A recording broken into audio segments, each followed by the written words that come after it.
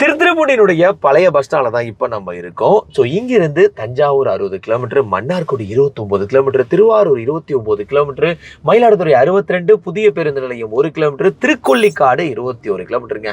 So Thiruthuraipoondi வந்தீங்கன்னா இந்த ஒரு ஷெட்டு இந்த இடத்துக்கு வராமல் இருக்க மாட்டீங்க. ஏன்னா இந்த வழியாக தான் எல்லா ஊர்களுக்கும் போயிட்டு வர மாதிரி இருக்கும். இப்போதைக்கு வந்து பார்த்தீங்கன்னா புது பஸ் ஸ்டாண்டு வந்து அப்டேட் பண்ணிட்டு இருக்காங்க. ஸோ அதனால் வந்து ஓல்டு பஸ் ஸ்டாண்டு இங்கே இருக்கு இல்லையா, இந்த இடம் ப்ளஸ் வந்து 2 இடத்துல தற்காலிக பேருந்து நிலையம் அமைச்சிருக்காங்க. அதனால் கம்ப்ளீட்டாக வந்து பார்த்தீங்கன்னா புது பஸ் ஸ்டாண்டுக்கு வந்து உள்ள பஸ் எல்லாம் போகிறது கிடையாது. அந்த 2 பஸ் ஸ்டாண்டில் இருந்து தான் எல்லா ஊர்களுக்கும் வந்து பேருந்துகள் வந்து இயக்கப்பட்டு வருது. ஸோ கண்டிப்பாக நான் அடுத்தடுத்து வரக்கூடிய வீடியோஸில் அந்த 2 பஸ் ஸ்டாண்ட் எங்கே இருக்குது, எந்தெந்த பஸ் ஸ்டாண்ட்லேருந்து எந்தெந்த ஊருக்கெலாம் வண்டிகள்லாம் போகுது அப்படின்றத நான் அப்டேட் பண்ணுறேன்.